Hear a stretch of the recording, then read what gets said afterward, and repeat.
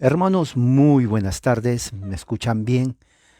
Es agosto 31 del 2022. Y bueno, hoy día vamos a continuar nuestro estudio acerca de la reforma en Ginebra. Prácticamente es el inicio de la reforma.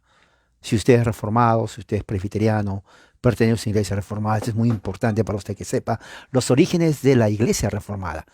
¿Cómo se inicia? Ya hemos visto que se inicia, aunque Lutero generalmente se le denomina como el originador de la reforma, es Juan Calvino en Ginebra en el año 1536 que empieza todo este movimiento de lo que es propiamente dicho la reforma. Así que antes de empezar vamos a hacer una oración. Así que les pido que oren conmigo. Padre, gracias por este momento cuando vamos a estudiar la historia de la iglesia reformada. Que tu gracia y tu amor nos dé entendimiento para conocer más acerca de la historia y la doctrina. En el nombre de Jesucristo. Amén. Cuando usted habla con alguien, generalmente siempre la pregunta va a ser cómo se inician las iglesias. Cada denominación, cada iglesia tiene su inicio. La más antigua, conocida, es la Iglesia Católica Romana. Pero no todos son católicos romanos. Ya en el siglo XI hay una división dentro del cristianismo, ¿no? En donde está la Iglesia Ortodoxa, que también tiene sus divisiones, y también la Iglesia Católica Romana Latina, en donde se mantiene hasta ahora, diríamos, simbólicamente sólida, pero en realidad hubo divisiones. Una de las más grandes fue en el siglo XVI, cuando Lutero protesta contra las indulgencias y clava sus 95 tesis, en donde, eh, en donde se inicia. Tal vez él no quiso dividir la iglesia, no hay un documento donde dice que lo quiso hacer, pero la consecuencia fue eso.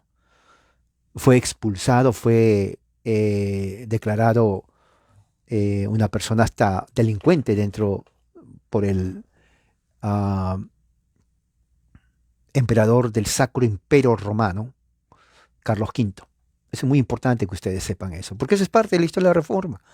Al igual cuando estudiamos, ¿se acuerda? El evangelicalismo nace en los Estados Unidos, 1900, se institucionaliza en 1942. Cuando usted habla con evangélicos, si hay un amigo evangélico aquí, déjeme decirle, su secta, movimiento, nace en los Estados Unidos, se institucionaliza en 1942, esa es la verdad. Pentecostalismo, que también son cantidad de sectas sabidas y por haber, nace en los Estados Unidos a principios del siglo XX. Si usted es pentecostal, usted tiene una religión estadounidense, gringo, eso tiene que entender usted, y que nació en el 1900 y de ahí ya va a pasar a México. México recibe todas las sectas de los Estados Unidos, mormones se quedaron en México, les gustaron la comida norteña, testigos de Jehová también se quedaron en México. ¿Quién más se quedaron en México? La ciencia cristiana, los adventistas. Los adventistas le dijeron a los mexicanos no se adora a Dios el domingo, sino el sábado, y cantidad de mexicanos creyeron a los adventistas y ahora usted va a ver cantidad de adventistas del sábado ahí en México, capital del catolicismo, ¿no? Así es. Y luego vienen los pentecostales, ¿no? Y pentecostales dicen, bueno, no es tanto el domingo, es el domingo, no el sábado, pero no es solamente eso, sino también hablar en lenguas, o sea, balbucear. Entonces mexicanos creen eso. Se dan cuenta que el catolicismo, aunque es mayoría, no es fuerte en México. ¿Se dan cuenta? No es fuerte. Por eso se van a sectas. Porque si fuera fuerte, lo que dirían es no a las sectas. Pero no, no es así. Hay cantidad bastante mexicano que está a diferentes sectas. Espero que usted no sea uno de ellos. Pero en fin, pero cuando viene la reforma, es diferente. La pregunta es, ¿quiénes son estos reformados? ¿Quiénes son estos presbiterianos? ¿Nacieron del aire? ¿Aparecieron en Tijuana? ¿Dónde está? ¿De dónde vienen estos presbiterianos? Bueno, estudiamos entonces hace unas semanas acerca del origen. El personaje principal es Juan Calvino, francés, que llega a Ginebra en 1536. Ahí empieza todo. Él tal vez no pensó cuál iba a ser eh, la influencia, lo trascendiente de su ministerio, de su trabajo. Él quería así transformar la iglesia. Él escribió un libro. pero tal vez no vio las implicancias que iba a tener. Y no fue fácil. Hoy día lo que vamos a hacer es leer la parte que él escribió de la iglesia. Si a usted le dicen, por ejemplo, ¿qué iglesia vas? ¿Y por qué vas a esa iglesia? Hay muchos católicos que no saben por qué van a la iglesia católica romana. La mayoría es porque nace ahí en una familia católica. Yo nací en una familia católica, ¿no? Me mandaron a una escuela católica romana. Mi madre y mi padre me enseñaron a temer a Dios, los 10 mandamientos, ¿no?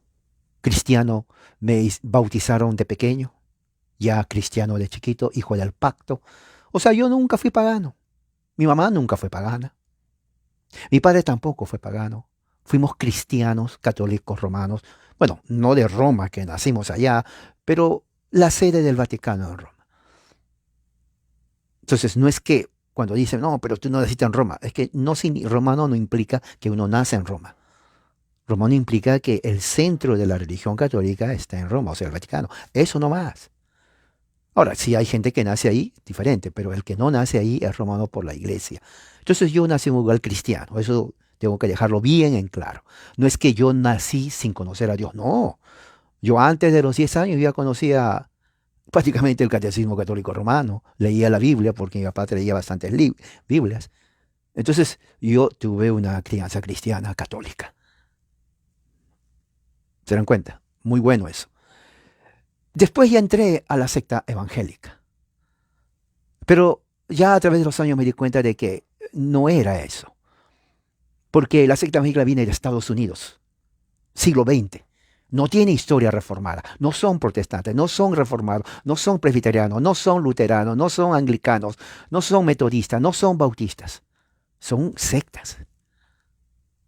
Eso hay que entenderlo. Y eso se lo digo a todos los evangélicos. Tú estás en una secta. Tú quieres estar ahí, pero tienes que saber tu origen. Igual al pentecostal. El pentecostal no nace en Guatemala, ¿no? No nace en Ecuador, ni en Perú, ni en Chile. Tampoco nace en Monterrey, México. No. El pentecostalismo nace aquí en los Estados Unidos. Aquí. Y no nace en 1200, como para decir, es antiguo el pentecostal. No, 1900, apenas el siglo pasado. Y no es iglesia el pentecostalismo, es movimiento. O sea que se disparan cantidad de sectas habidas y por haber. No hay unidad. ¿Ok? Entonces ya saben eso. Pero en la Reforma es diferente. Persona principal de la Reforma, Juan Calvino. Lugar, Ginebra. Año 1536. Ahí empieza. Ahora, dentro de la reforma que hizo Calvino, una de las cosas que él hizo fue también escritor. Él nunca fue ordenado ministro, como lo fue Lutero. O sea, él no fue ordenado. Las iglesias, pastores, obispos nunca le hicieron una ordenación religiosa a Calvino. Lutero lo fue y otros reformadores lo hicieron, pero Calvino nunca fue así. Él fue un humanista, él fue un intelectual, hasta diríamos filósofo. ¿Me entiende?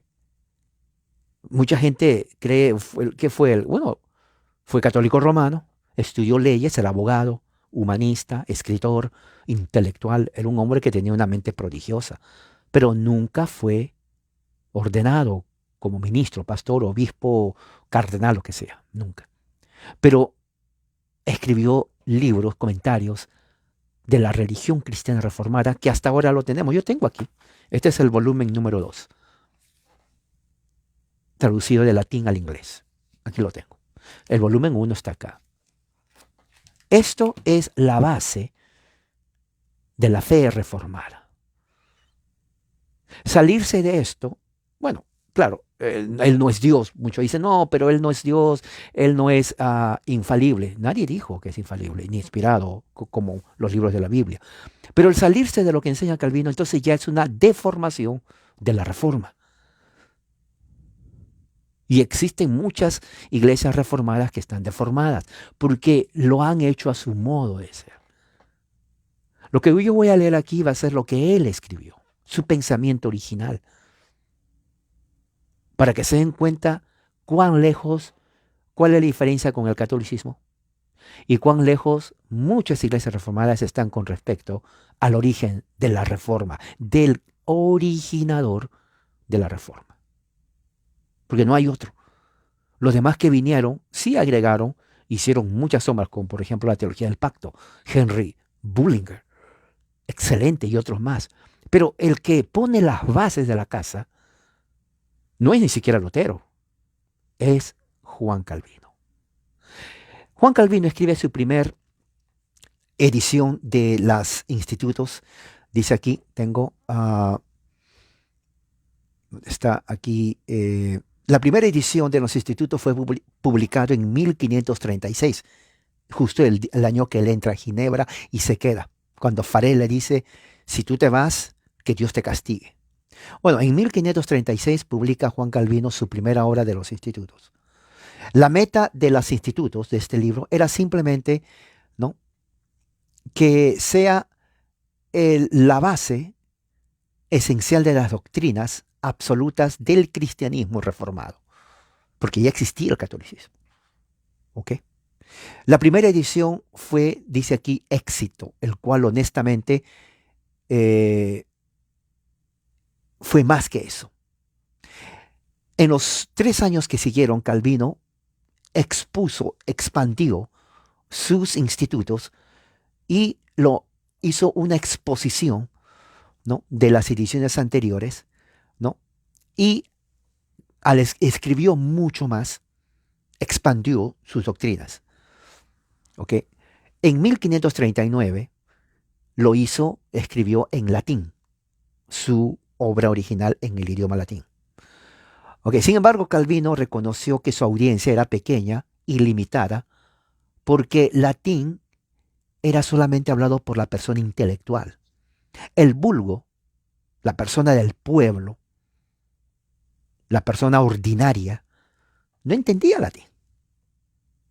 Entonces, solamente los que iban a la universidad, por ejemplo, de Francia, oiga, Francia era el núcleo de la gente intelectual de Europa.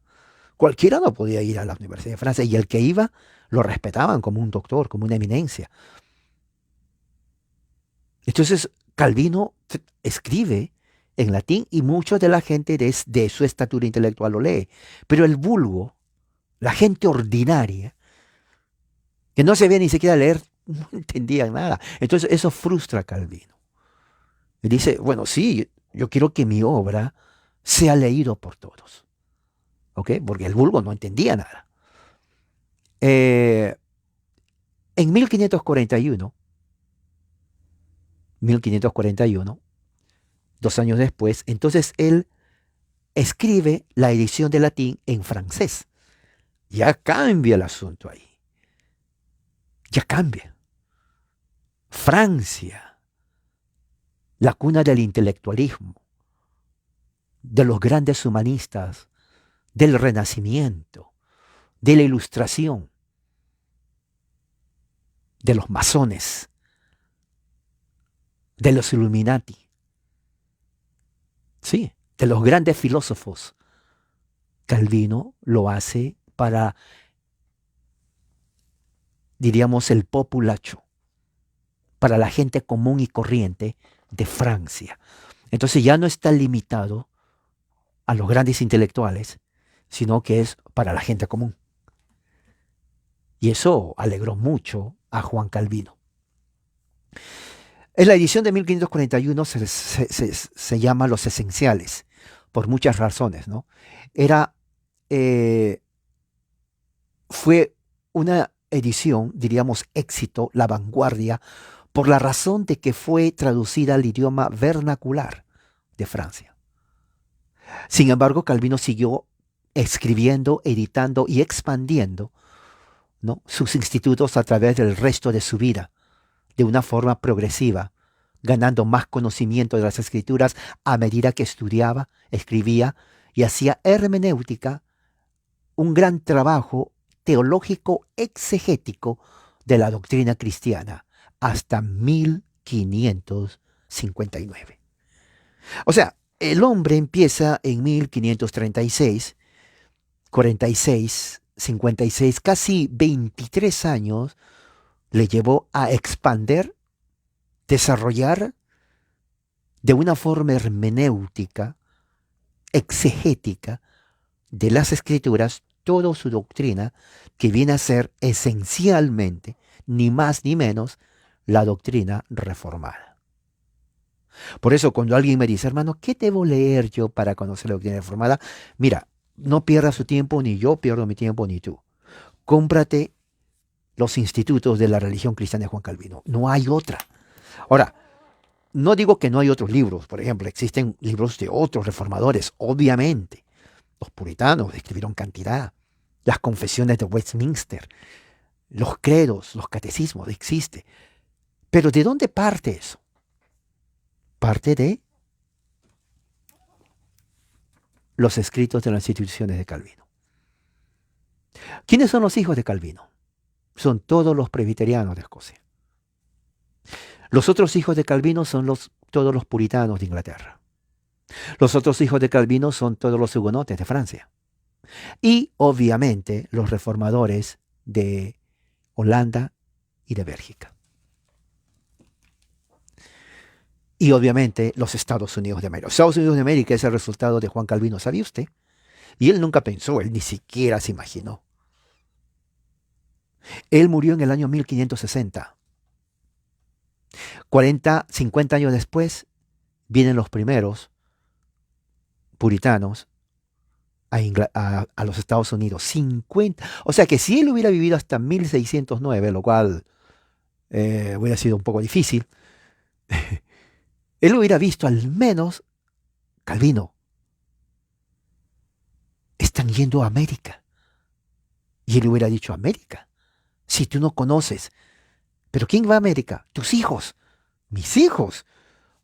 Teológicos. Están llevando tu doctrina a los Estados Unidos. Y si hubiera vivido hasta 1620, lo cual hubiera sido más difícil, hubieran dicho, Calvino, los mejores teólogos de Inglaterra están llevando tu doctrina a los Estados Unidos. Tal vez hubiera dicho, llévame para verlos. Pero lo que les digo sucedió. O sea, no que él vivió hasta ahí, pero sí, sus hijos, escoceses, ingleses, franceses, holandeses, vinieron todos, irlandeses, a los Estados Unidos. Para que se den cuenta el legado de Juan Calvino. Es un legado increíble, histórico. Eso es para entender la teología reformada.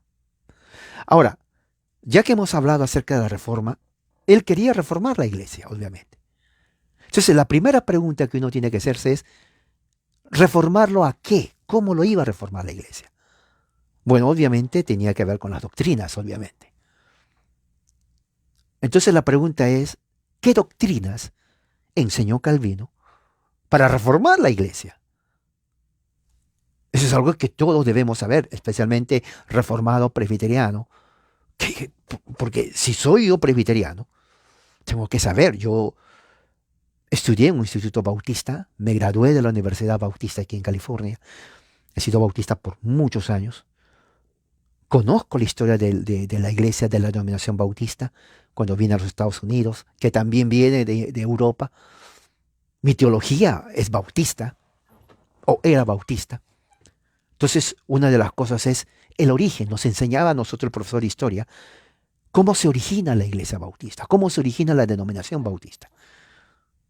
¿Quién fue el primero que se le vino la idea? Bueno, yo soy bautista. O sea, es un desarrollo histórico. Bueno, al igual es con la reforma. Cuando entré a la iglesia reformada, presbiteriano, entonces tuve que releer la historia otra vez.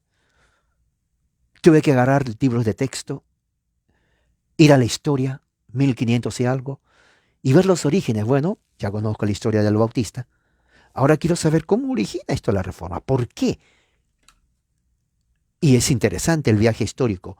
Tuve que viajar en mi imaginación a 1510, 1521, 1530, recorrer las calles de Estrasburgo, de Ginebra, de Bern, Suiza, de Francia, de París, etc. Leer los documentos, cantidad, es una lectura increíble. O sea, ser reformado presbiteriano, a diferencia del evangelicalismo norteamericano, que es emoción, es lectura. Si usted quiere conocer la historia, tiene que leer. Que no se lo cuente fulano de tal. O lo vi en Facebook, hay mucha mala información. Que no se le cuente fulano, mengano, que yo lo vi en los memes. Los memes embrutecen. ¿Usted quiere saber la verdad? Tiene que investigar, tiene que leer de los mismos, como quien dice, vaya a la misma boca del caballo y encontrará la verdad. En otras palabras, vaya a la misma fuente histórica, sin que nadie se lo cuente, sin que nadie le diga, no, pero yo pienso. Cuando alguien me dice, pero yo creo, no lo hago caso yo, porque no me importa lo que piense y cree. Cuando se refiere a la verdad, yo quiero conocer de dónde nace la semilla. No que me digan, bueno, te voy a contar de qué tamaño es la semilla. No, no me cuentes nada. Yo quiero verlo con mis ojos. Quiero ver la semilla, quiero observar cómo crece y de allí yo mismo conocer, yo mismo. De ahí, sin que me lo cuente nadie. ¿Me entiende? Es muy importante eso. Otra cosa muy importante. Cuando Calvino escribe el libro 4 de la Iglesia, son casi como 200 páginas, ¿ok? 200 páginas. Es todo esto. Ahora, yo no voy a cubrir las 200 páginas hoy en poco tiempo que tengo, pero voy a irlo paulatinamente, porque yo quiero entender, que ustedes entiendan, y yo también, qué es lo que creía Juan Calvino. Entonces, yo no escucho a personas que dicen, no, que Juan Calvino era esto, yo no los escucho. Una cosa bien importante, quiero que sepan, cuando se trata de doctrina, doctrina está ligada a la historia. He aprendido que para dar un comentario mesurado, un comentario objetivo, lo más objetivo que uno pueda. Muchos dicen que no existe comentario objetivo porque cada uno lo ve desde el punto de vista. Puede ser, pero al menos uno intenta ser objetivo. Entonces, lo que más se puede hacer es ir a las fuentes. Si no se tiene las fuentes, ir a aquellas fuentes confiables. Entonces, cuando por ejemplo, yo voy a leer de aquí. Si alguien escribe o dice, no, pero que el tipo era así, sinceramente no presto atención. Porque es como alguien te diga, mira, yo fui a la luna y la luna es así. Bueno, tú, ¿cómo sabes que es verdad? Al menos que tú vayas a la luna y veas, bueno, si eso no es así. En este caso, no hay que ir a la luna, es simplemente ir a las fuentes. Yo les voy a leer lo que él pensaba, cómo él elabora todo lo que tiene que ver con la iglesia. La doctrina, porque de aquí se basa la reforma. No implican los luteranos, ni los anglicanos, ni los episcopales, ni los metodistas, ni los bautistas. Es presbiterianismo reformado.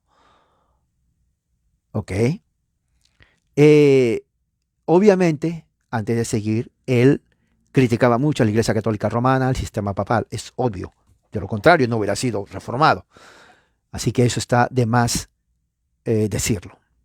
Pero tengo que decirlo porque conforme vamos leyendo, alguien puede decir, no, pero está mal, equivocado. No es el momento de debate, es el momento de enseñanza, instruir, que es diferente. Porque nadie puede debatir si no se conocen los puntos de la otra persona, históricamente. Y no, otra cosa que no quiero es frases derogatorias. ¿Qué es una frase derogatoria? Una frase derogatoria es insultar, en otras palabras. Hablar tonteras, como se dice en el vulgo. No, está hablando tonteras. Bueno, esas frases derogatorias no entran a este nivel de mi grupo. Si a usted le gusta insultar, bueno, no sé. Ni al perro se le insulta. Puede decir al vecino, pero no aquí. ¿Tiene que estar de acuerdo conmigo 100%? No, porque no es idea mía, es de Calvino. Así que si usted está de acuerdo o no conmigo, es irrelevante. Porque el tema no es mi opinión. El tema es lo que escribió Calvino. Ahora, que esté no de acuerdo con Calvino, cada uno es libre de formar su opinión basado en los hechos que escribió. Obviamente, alguien que no es reformado, no espero que esté de acuerdo con lo que él dice. O sea, a mí no me va a ofender. Pero si alguien se llama reformado y presbiteriano, debe conocer esto. Porque esta es la base. No hay otra base. Voy a leer el capítulo 1, que es una, dos... bueno, el capítulo 1 es un capítulo muy amplio, pero no voy a leer capítulo 1 todo, voy a ir parte por parte, porque mi interés es que usted sepa. El capítulo 1 por sí mismo son 40 páginas, y 40 páginas no puedo hacerlo porque yo lo voy a hacer despacio, porque yo quiero que usted entienda. ¿Ok? Y como son 200 páginas en total, vamos a tener mucho tiempo que avanzar. Yo espero que al final de las 200 páginas voy a cubrir, tal vez no todo, pero lo que considero más importante. Usted ya tenga una idea de lo que creía Calvino y cómo forma la base de la iglesia reformada. ¿Ok? Estamos yendo a la misma boca del caballo. Ok. Empieza, capítulo 1 dice, la verdadera iglesia en la cual como madre de todos los santos debemos nosotros mantener la unidad. Lo vuelvo a leer. Capítulo 1. La verdadera iglesia, con la cual como madre de todos nosotros debemos, mire, debemos mantener la unidad. Es el libro 4 del volumen 2 de Juan Calvino. Libro 4, capítulo 1, la iglesia. Cito lo que él dice. La Santa Iglesia Católica, nuestra madre. Así lo dice él. La Santa Iglesia Católica, nuestra madre. La necesidad de la iglesia, dice. Como expliqué en el libro anterior, es por fe en el Evangelio que Cristo se convierte de nosotros. O sea, Cristo es de nosotros por la fe. Y nosotros somos participantes del Evangelio. Déjeme ver un momento. Del Evangelio. Y la salvación eterna que Él nos trajo. Ya que, sin embargo, en nuestra ignorancia e indolencia, por el cual yo podría agregar tal vez una inconsistencia o pereza de disposición, nosotros necesitamos ayudas externas, ¿no?, para hacer crecer la fe en nosotros y avanzar a su propósito, el cual Dios también ha agregado estas ayudas que Él pueda proveer, para que Él pueda proveer a nuestra debilidad. Lo que Calvino está diciendo en su introducción es que por la fe nosotros hacemos de Cristo que es de nosotros y somos participantes de la salvación y la bendición eterna que Él nos trajo. Pero como somos ignorantes y tal vez negligentes, Dios ha proveído ayudas externas, ¿no?, para incrementar nuestra fe dentro de nosotros y avanzar a su propósito. Dios agregó estas ayudas para que nos ayude en nuestra debilidad y también para que la predicación del Evangelio pueda florecer. Escuchen bien, ¿ok? Él depositó este tesoro en la iglesia. Ahora, esto es importante, ¿por qué? Porque esto hace la diferencia y establece de una vez el hecho de que evangelicalismo y pentecostalismo no es protestante, no es reformado, menos presbiteriano. Evangelicalismo y pentecostalismo es un fenómeno religioso de la cultura estadounidense del siglo XX. Eso se tiene que tener en cuenta. Por eso que evangélicos y pentecostales no entienden la reforma. No entienden, no son parte, no son de la familia. Muchos dicen, pero sí son. No, no son. No son. Pueden tener algo en común muy, pero muy elemental, lo cual nos hace también común con los católicos. ¿Cuál es? La Biblia. Pero el hecho de que creamos que la Biblia es la palabra de Dios no nos hace que seamos iguales. Obviamente, por ejemplo, un chihuahua con un lobo, o un pastor alemán, o los perros domesticados con un lobo, aunque tienen algo en común, no son iguales. ¿Ok? Bueno, en este caso, lo que vamos a entender, si usted es pentecostal o evangélico, esto le va a ayudar a usted a su entendimiento qué es la verdadera reforma y por qué pentecostalismo y evangelicalismo no es ni siquiera protestante. Es un fenómeno estadounidense del siglo XX. Todo evangélico debe conocer el origen de su secta o religión. Entonces, ¿qué es lo que sucede? para que florezca el Evangelio.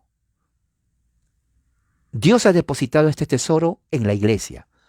Él ha instituido, según Efesios 4:11, pastores y maestros a través de los labios de ellos para que ellos puedan enseñar el Evangelio. Él ha suministrado a ellos con la autoridad. Finalmente, no omitió nada que Él pueda hacernos para que Él pueda hacernos santos de acuerdo a la fe y al orden correcto. ¿Qué es lo que está diciendo? Esto es muy importante, porque esta es la base de la autoridad de la iglesia. Según Calvino, la autoridad de la iglesia consiste en que Dios mismo ha entregado a los pastores y maestros, según Efesios 4:11, ¿no?, la autoridad para que ellos puedan suministrar el Evangelio de acuerdo a la fe y al orden correcto. Eso es lo que dice Calvino. Y eso es la base de las iglesias reformadas que él empieza. Recuerde que él escribe en 1536. Ella estaba en Ginebra, Suiza. Los ginebrinos, los franceses, no sabían nada de lo que era reforma. Lutero estaba en otra parte. Pero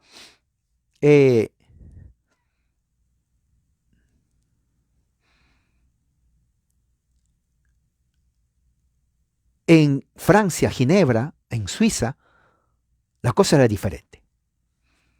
¿Qué más? Y dice, primero que todo, él instituyó sacramentos, de los cuales nosotros hemos experimentado que son ayudas útiles para ayudar y reforzar la fe. Dios, por lo tanto, en su providencia maravillosa nos acomodó de acuerdo a nuestra capacidad. Él ha prescribido una forma para nosotros, aunque todavía está muy lejos para traernos a Él. O sea, ¿qué es lo que está diciendo? Aquí, poco a poco, Él está haciendo la introducción a lo que más adelante va a hablar acerca de la comunión, acerca de la iglesia visible y acerca de los sacramentos. Es muy importante. Esto es algo que se dan cuenta dentro del evangelicalismo, pentecostalismo nos enseña esto, porque es más emotivo. Calvino, como humanista, él está en el siglo XVI y él entiende que la iglesia, que Dios proveyó a la iglesia, elementos externos para ayudar a fortalecer nuestra fe. Él dice aquí, de acuerdo a eso, nuestro plan de instrucción requiere ahora discutir la iglesia, su gobierno, el orden de la iglesia y su poder. Esto es muy importante. ¿Se dan cuenta por qué son 200 páginas que escribe? Vuelvo a decir, él habla acerca de, vamos a hablar de la iglesia, su gobierno. ¿Cuál es el gobierno de la iglesia? ¿Cuál es el orden y el poder? Recuerde que en ese tiempo no había evangelicalismo, ni tampoco había pentecostalismo, porque eso viene de los Estados Unidos. ¿Ok?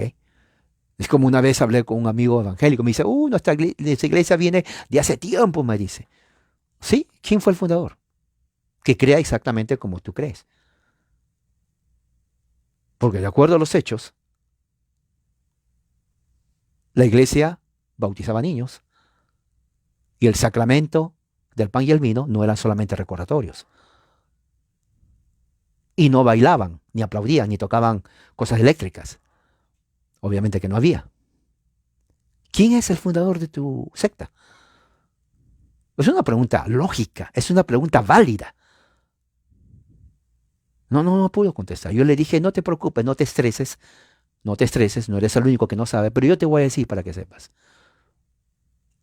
Siglo XX, Estados Unidos de América. Nada más. Ni siquiera Canadá, ni menos México. Estados Unidos de América, siglo XX. Nada más. El resto puedes tú investigar. Pero dentro de la reforma es diferente. Calvino, con su grupo de pastores, comienza entonces a, diríamos, elaborar lo que es la iglesia reformada. Porque no existía eso. No cuenta aquí Lutero. Esto es reforma, como se conoce hoy. Gobierno, orden, poder. Luego los sacramentos y últimamente el orden civil. Al mismo tiempo, estamos para llamar a los lectores piadosos de todas esas corrupciones por el cual Satanás, y ahora esta parte sí, recuerden lo que dije al principio, él no comulgaba con la Iglesia Católica ni con el papado. Entonces él dice esto: llamar a todos los santos piadosos de aquellas corrupciones por el cual Satanás, dentro del papado, ha contaminado cada cosa que Dios ha señalado para nuestra salvación. ¿Se dan cuenta? Entonces ahí ya está criticando al papado. Para él el papado ha corrompido el orden de la iglesia. ¿Me entiende? Entonces obviamente, si él lo corrompió, hay que reformarlo. En todo esto, si se dan cuenta, él no está llamando a división. Aunque parezca mucho, no, pero ahí está dividiendo. Es que no está diciendo división, porque él entiende que hay una sola iglesia. ¿Me entiende? Él está llamando esos elementos que han sido corrompidos. Y más adelante él pone, es como el cuerpo que está enfermo. Si un dedo está enfermo, bueno, no te lo vas a cortar, trata de sanarlo, porque hay un solo cuerpo. O sea, no puede haber dos cuerpos tuyos. Y él lo dice más adelante aquí. Entonces la idea de él era no dividir la iglesia, no sectas como las que existen hoy, sino reformarlo y atacar lo que consideró la corrupción en la iglesia. ¿Okay? Eso es muy importante cada vez que se hable o se debata. Es muy importante. ¿Qué más? Va a empezar entonces con la iglesia, dentro de la cual Dios le ha placido reunir a todos sus hijos. ¿Ok? ¿Qué más? No solamente para que sean alimentados por su ayuda y el ministerio, mientras ellos son infantes y niños. O sea, Calvino enseñaba que todo aquel que entra a la iglesia, a la fe, empieza como un infante, como un bebé, lo compara como un bebé que nace. Tiene que comer y ser cuidado para que crezca saludable, normal y feliz. Calvino dice, la iglesia tiene esa misión: cuidar, alimentar, para que nosotros los miembros crezcamos bien, saludables. Pero también dice para que seamos guiados, escuche bien eso, cómo Calvino se refiere a la iglesia, por su cuidado de madre, hasta que podamos madurar y al fin alcanzar la meta de la fe. Pero mire cómo Calvino dice la iglesia.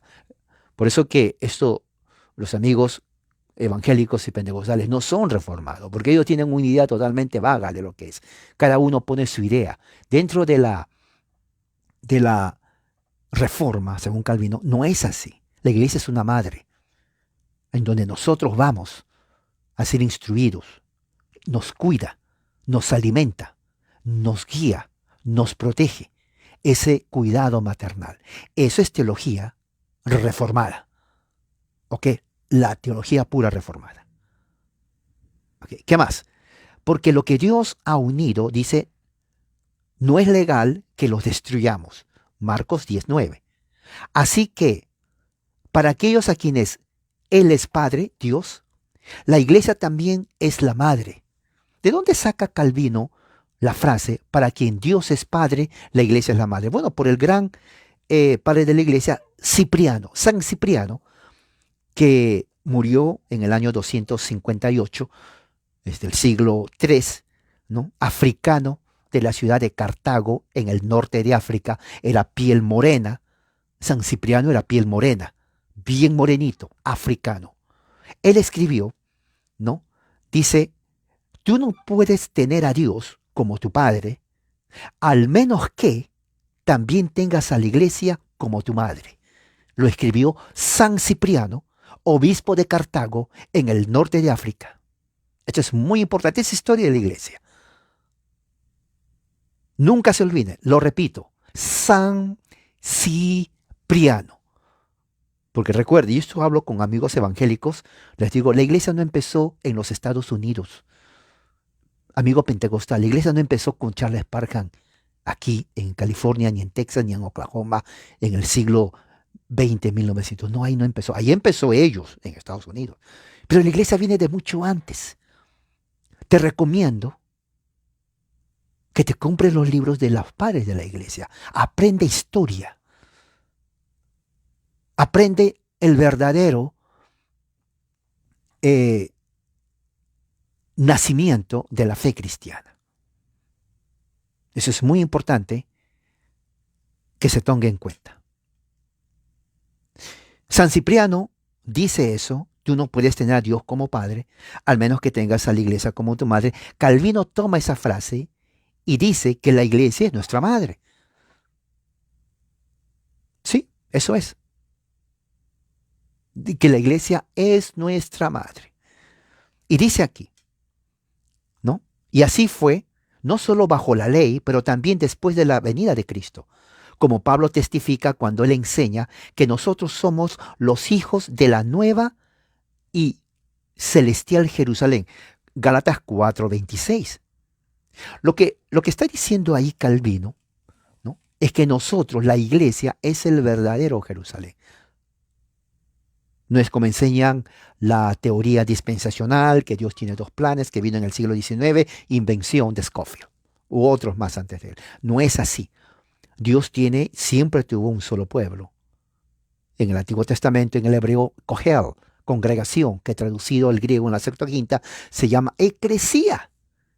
La eclesía, cuando se escribe en el griego koiné, en el tiempo de los apóstoles, entonces se traduce entonces como iglesia, que prácticamente es una transliteración de la pronunciación eclesía, eclesia, eclesia, eclesia, eclesia, iglesia, iglesia. ¿Se dan cuenta? Entonces prácticamente, como digo siempre, nuestro idioma español de España está lleno de bastantes frases y palabras del griego. Así que muchos hablan griego sin saber que hablan griego. ¿Ok? Eso es muy importante que se tome en cuenta. Número 2, ¿cuál es la relación de iglesia, ¿no? Y el credo? En el artículo dice aquí, en el credo dice, nosotros creemos en la iglesia. Interesante porque aquí Calvino habla y quiere hacer notar acerca de, es mejor decir yo creo en la iglesia. Bueno, en inglés es diferente que en español, pero la idea es que la preposición in the church o en la iglesia, según Calvino, podría ser inapropiada porque generalmente uno dice yo creo en Dios, o sea, en Dios. En inglés cuando se dice yo creo en la iglesia, es como poniéndole nuestra fe, el objeto de la fe, en la iglesia. Entonces en inglés se pone generalmente yo creo, I believe the church, I believe the church. O sea, ¿qué significa believe? Creer. The church, la iglesia. Para que no se confunda que uno tiene su fe puesta en la iglesia, entonces se omite el artículo o la preposición in y se dice yo creo en la iglesia en vez de yo creo en la iglesia. En español no tenemos ese problema porque cuando dice que creemos en la iglesia, obviamente no creemos en la iglesia de salvación, de que es nuestro objeto de fe, porque creemos que es en Dios y en Cristo. Entonces Calvino hace esa introducción. Pero después dice que de todas maneras él no quiere crear un debate, solamente lo aclara. Pero lo importante es lo que viene después. Dice, el propósito para nosotros es que aun cuando el enemigo se mueve cada palabra, cada piedra para destruir la gracia de Cristo, y aunque los enemigos de Cristo también se llenan de odio con esa furia salvaje, la iglesia no puede ser extinguida, ni tampoco la sangre de Cristo puede hacer estéril.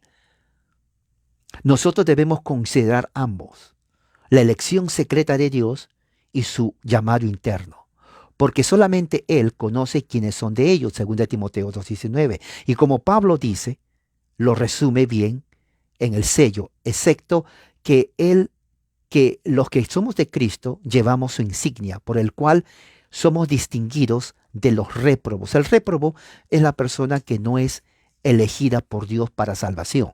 ¿Cómo sabemos que nosotros no somos réprobos? Porque según Efesios 1:13, Él entonces aquí nos ha elegido. Y aquí dice, voy a leer para que se den cuenta a qué se refiere Pablo. Aquí tengo la Biblia. ¿Dónde está? Efesios 1:13 menciona.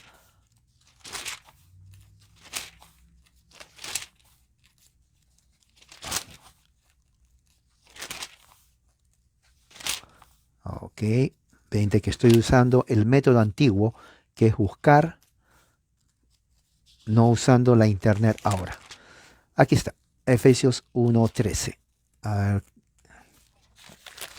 Ok, donde dice Efesios.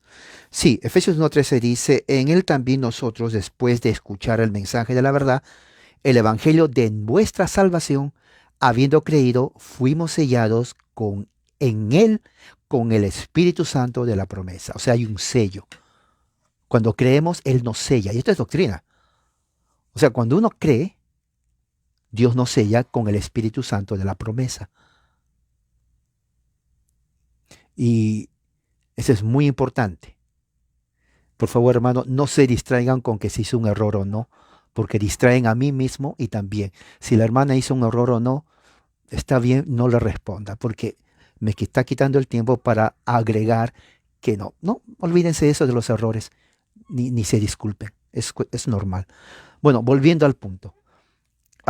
Entonces, Dios sabe quiénes son de Él en cuanto a que cuando creemos tenemos el sello del Espíritu Santo. Pero dice, ya que hay un número pequeño que estamos escondidos en la gran multitud y solamente unos pocos granos de trigo están cubiertos por cizaña, debemos salir, debemos dejar a Dios solamente el conocimiento de su iglesia, cuyo fundamento es su elección secreta. Ahora, muchos han criticado a Calvino en cuanto a la predestinación porque él utiliza la frase elección secreta. ¿Por qué es secreta? Porque si yo les pregunto a ustedes, ¿cómo saben ustedes quién es elegido y quién no? Nadie sabe. Yo no sé. Usted no sabe. Entonces, como es algo que no sabemos, pero es realidad de acuerdo a la Biblia, Dios elige a aquellos desde antes de la fundación del mundo y al resto no. Entonces Dios solamente conoce y es una elección secreta. ¿Me entiende? Es una elección secreta en el sentido que Él conoce y Él sabe quiénes son suyos. Interesante porque en la iglesia cristiana, desde el principio hasta ahora, ¿no? Es un hecho, no sabemos quiénes, pero es un hecho que no todos son llamados. Y siempre digo esto, usted puede ir a su congregación, sentarse con alguien, darle la mano, abrazarle, darle un beso santo, orar, diezmar, ayunar, cantar, orar, leer, estudiar, investigar, lo que sea. Pero tal vez uno es y el otro no es. En una congregación pueden haber 200, 300, y tal vez 50 son y el resto no. Pero oraron, se dieron la mano, la comunión, se bautizaron, discípulos. Pero no implica de que todos sean. Y eso sucede durante toda la historia del cristianismo. ¿Entiende lo que estoy diciendo? Dice aquí, es una elección secreta. Dice, no es suficiente para nosotros, dice, solamente comprender en la mente y el pensamiento acerca de la multitud de los electos, al menos que consideremos la unidad de la iglesia, dentro de la cual nosotros estamos convencidos que hemos sido injertados verdaderamente en la iglesia. Ahora, esto es muy importante. Es exactamente lo que estoy diciendo. Lo que está diciendo Calvino es, no basta con decir, oh, yo sé lo que está diciendo usted. Oh, yo sé que no todos en la iglesia son salvos. Eso lo sé. Bueno, Calvino dice, no basta con saber eso. No basta con saber eso. Dice, al menos que consideremos la unidad de la iglesia como aquello en la cual nosotros estamos con la convicción de que estamos injertados en la iglesia. Yo creo que va a haber una gran sorpresa. Por ejemplo, las mega iglesias. Mega significa grande. En Estados Unidos hay cantidad de mega iglesias, cantidad. Hay muchas donde yo vivo aquí en California. Estuve en Oklahoma hace unos días, vi cantidad de mega iglesias. En Dallas, Texas, todo Texas está lleno de mega iglesias. La pregunta es, ¿significa que todos ellos son elegidos, todos ellos son salvos? Porque todos ellos mencionan el nombre de Jesús. ¿Significa entonces que todo el que cree es sellado? Entonces, pues si todos son así, pues nadie se va a perder. Bueno, Jesús dijo no todo el que me dice curioso, Señor, Señor, va a entrar al reino de los cielos, sino aquel que hace la voluntad de mi Padre. Esa última parte es la que nadie lo lee. Solamente leen yo creo. Pero no queda ahí. Él dice, en aquel día me dirán, Señor, en tu nombre echamos fuera demonios. Y increíble porque Jesús manda a sus discípulos a hacer eso. En tu nombre sanamos. Jesús manda a sus discípulos a hacer eso. Y Jesús dice, yo les declararé, nunca os conocí. Apartaos de mí, hacedores de maldad. Ahora, un momento, ¿cómo va a ser hacedores de maldad? Si Jesús más adelante dice a sus discípulos cuando vayan a las aldeas, ustedes les doy autoridad para que echen fuera demonios, sanen a los enfermos, etcétera. Y les dice a ellos que hacen lo mismo, hacedores de maldad. Hay una contradicción con Jesús. ¿Qué pasa con Jesús? ¿Se está contradiciendo? ¿Qué es lo que sucede? La clave está en lo que él dice, los que hacen la voluntad de mi Padre.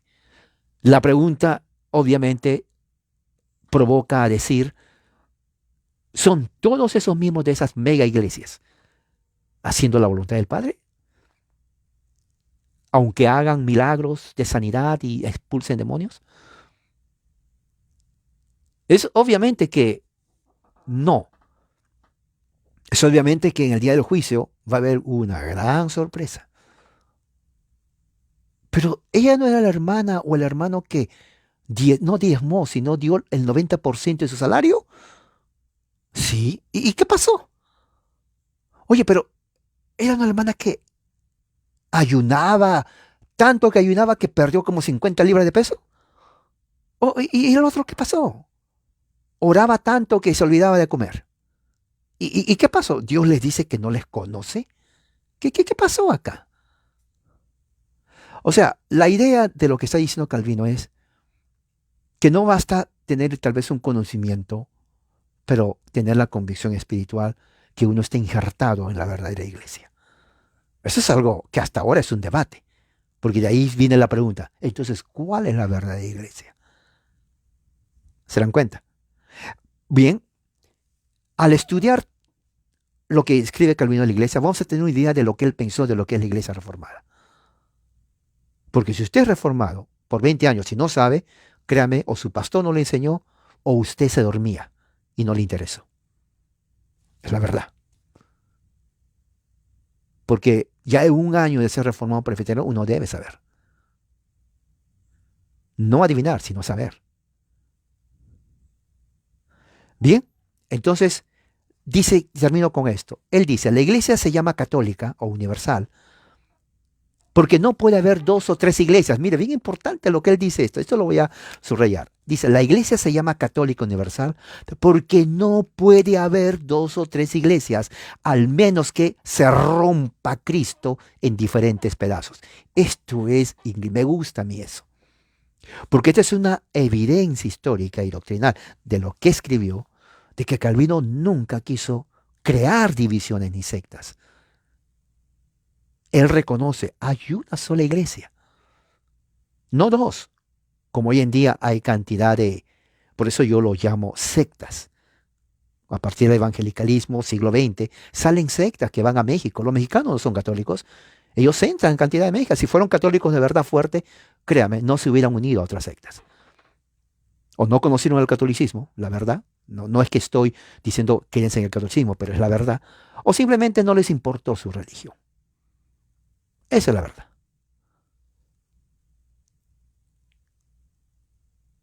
Calvino no quiso eso. Él nunca quiso eso. Él dice aquí, lo voy a leer, la iglesia es llamada católica universal porque no puede haber dos o tres iglesias, al menos que se rompa Cristo en varios pedazos, el cual tampoco sucede. Pero todos los electos están unidos en Cristo. Fíjese, y aquí está, Efesios 1, 22, 23. Lo voy a leer. Escuche bien lo que dice Calvino. Dice así, el cual obró en Cristo cuando le resucitó de los muertos, lo sentó a la diestra en los lugares celestiales, o sea, autoridad, reina Jesús, ahora, muy por encima de todo principado, autoridad, poder, dominio, y de todo nombre que se nombra, no solo en este siglo de ellos, sino también en el venidero. O sea, el reino de Cristo no fue solamente para ese tiempo, sino para la eternidad. Cristo reina ya. No es que va a reinar. Cristo reina ya, ahora. Y dice así: y todo sometió bajo sus pies. Someter bajo los pies es una expresión de autoridad, de poder y de dominio. Y dice, y a él, a Cristo, Dios, lo puso como cabeza sobre todas las cosas a la iglesia, la cual es su cuerpo. La iglesia es el cuerpo de Cristo. La plenitud de aquel, de Jesús, que lo llena todo en todo. Eso es lo que él, Calvino, creía de concepto de iglesia católica o universal. ¿Ok? ¿Y qué más dice aquí? Dice, para que seamos dependientes en la cabeza y también podamos crecer juntos en un solo cuerpo, unidos juntos, así como las partes del cuerpo, seamos hechos verdaderamente uno, ya que vivimos juntos en una sola fe, en una sola esperanza, en un solo amor y en el mismo Espíritu de Dios, porque no puede haber dos Espíritus de Dios. Esto es algo muy importante. Por eso yo digo y creo, y lo he dicho, eso es lo que yo creo sinceramente, basado en esto, los días del domingo, día del Señor, yo creo sinceramente, Dios no está en muchas de las sectas. Es imposible que el Espíritu Santo esté en todas las sectas cuando se contradicen de una manera fundamental una de otra. No creo que Dios es bipolar, tripolar, cuatripolar o multipolar, que cambia de personalidad. Contigo soy así, contigo así, contigo así. No existe eso teológicamente. No existe. Eso es la verdad. Claro, dentro de las sectas, y eso desde el principio, yo he estudiado eso, les he enseñado a ustedes, cada uno creía y se salía de su secta y fundaba otra secta, porque según él, no, ellos enseñan mal, yo enseño bien.